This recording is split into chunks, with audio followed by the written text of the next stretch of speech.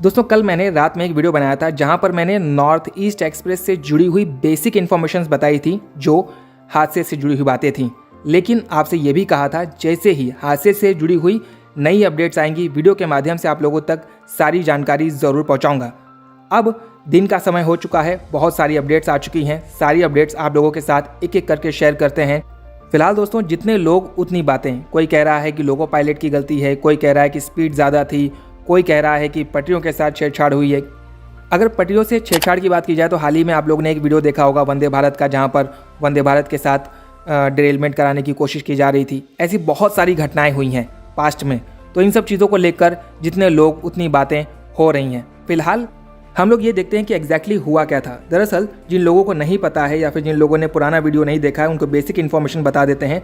Train number 12506 ये train Delhi से कामाख्या की ओर जा रही थी। North east express Raghunathpur railway station जो बिहार के बक्सर डिस्ट्रिक्ट में आता है वहाँ पर डिरेल हो जाती है।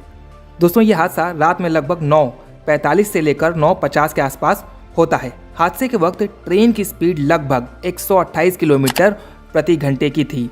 दोस्तों अपडेट्स के अनुसार जब यह हादसा होता है तो लोकोमोटिव के साथ साथ ट्रेन के सभी कोचेज डिरेल हो जाते हैं। सबसे ज़्यादा दुर्घटनाग्रस्त अगर कुछ कोचेज होते हैं तो वो एसी वाले होते हैं। Pantry car, second AC, third AC economy, इन कोचेज में यात्रा करने वाले यात्रियों को चोटें ज़रूर आई होंगी और कुछ लोगों की तो मृत्यु भी हुई होगी। खैर जैसा कि आप वीडियोस और फोटोज़ में देख सकते हैं बहुत ही भयंकर रेल हादसा ये हुआ था। दोस्तों इस हादसे में 4 लोगों की मृत्यु और लगभग 70 से ज़्यादा लोग घायल हुए हैं।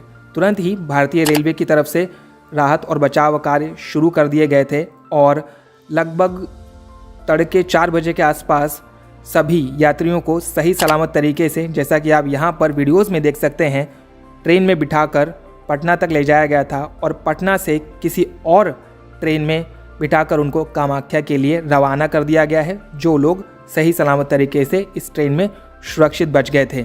फिलहाल दोस्तों जो लोग नॉर्थ ईस्ट एक्सप्रेस में यात्रा कर रहे थे उन्होंने हादसे के वक्त क्या अनुभव किया और कैसा उनको महसूस हुआ, सारी डिटेल्स उन लोगों ने बताई है। थोड़ी देर में आप लोग इसी वीडियो में वो सारी क्लिप्स देखेंगे। जो लोग ये हादसे के वक्त चशमदीद थे उन लोगों का कहना ये है कि ट्रेन के कुछ कोचेज़ फाटक से, यानी कि जो क्रॉसिंग है वहाँ से क्रॉस करते हैं और उसके बाद अचानक से ट्रेन डिरेल हो जाती है। तो इसको देखते हुए यही लगता है कि शायद पटरियों में कुछ गड़बड़ हुई होगी जिस वजह से ये रेल हादसा हो जाता है। खैर ये उतना भयानक या बड़ा रेल हादसा नहीं है जैसे कि कोरमंडल एक्सप्रेस के साथ हुआ था। खैर यहाँ पर भी कोचेज़ डिरेल हुए हैं लेकिन उतना जानमाल का नुकसान नहीं हुआ है।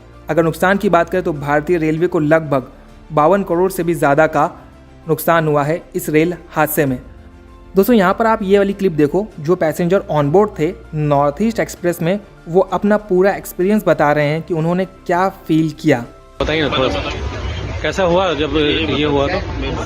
हाँ बताओ बाबू कैसा हुआ था, मतलब एक्सीडेंट हुआ तो तुम जगी हुई थी? हाँ कैसे पता चला तुमको?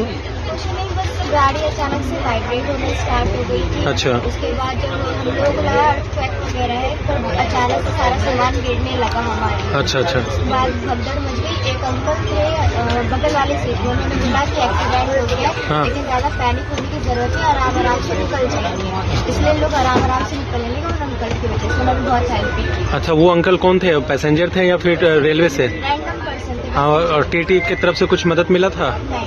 कुछ मदद नहीं मिला था। आप बताएं आपको, आप उस समय जगे हुए थे, कैसा अनुभव कर रहे थे? मतलब क्या बहुत ज्यादा ओवर स्पीड था क्या गाड़ी? हाँ 100 अबव था। 100% कहे कि और कुछ नहीं चाहिए। ठीक है, और लोगों से मैंने पूछा उन्होंने भी बताया कि ओवर स्पीड था। ठीक है।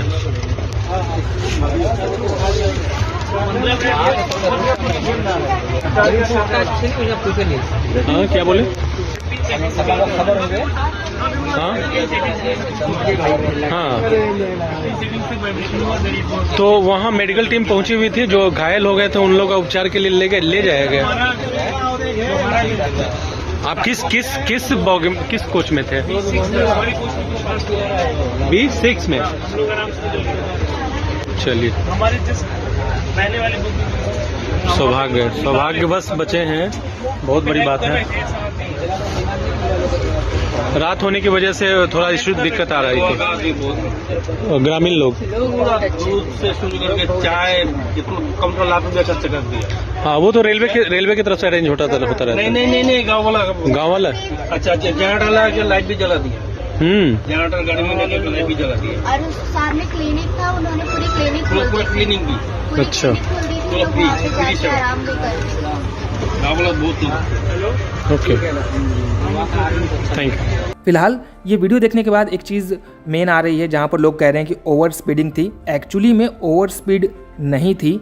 गाड़ी को जितनी मैक्सिमम रफ्तार पर दौड़ने की अनुमति दी गई है उसी रफ्तार पर ये ट्रेन दौड़ रही थी। और जो लोग चश्मदीद गवाह हैं उन लोगों ने भी ये चीज़ बताया है कि ट्रेन के कुछ कोचेस सही सलामत तरीके से निकल जाते हैं, उसके बाद अचानक से ट्रेन डिरेल हो जाती है। और मेन डिरेलमेंट जो क्रॉसिंग है या फाटक है उस रोड के आसपास ही होता है, वहीं पर ही ज़्यादा कोचेस डिरेल होते हैं, जैसा कि आप लोगों ने फ़ोटोज़ में देखा होगा या फिर आप यहाँ पर देख सकते हो। यहाँ पर सबसे ज़्यादा कोचेस डिरेल होते हैं और इधर उधर भाग जाते हैं।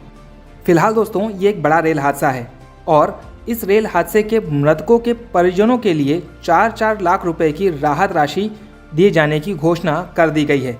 और इस हादसे में लगभग 70 से ज़्यादा लोग घायल भी हुए हैं जिनका उपचार हो रहा है। रेलवे ने इस हादसे के जांच के आदेश दे दिए हैं और इस हादसे के बाद बिहार से होकर जाने वाली बहुत सारी ट्रेनों को डाइवर्ट किया गया है। लगभग 22 ट्रेनों को बदले हुए मार्ग से चलाया जाएगा और 5 ट्रेनों को कैंसिल कर दिया है। आज के इस वीडियो में बस इतना ही। मिलता हूँ आप लोगों से किसी और नई वीडियो में किसी और नई जानकारी के साथ। Thank you so much for watching.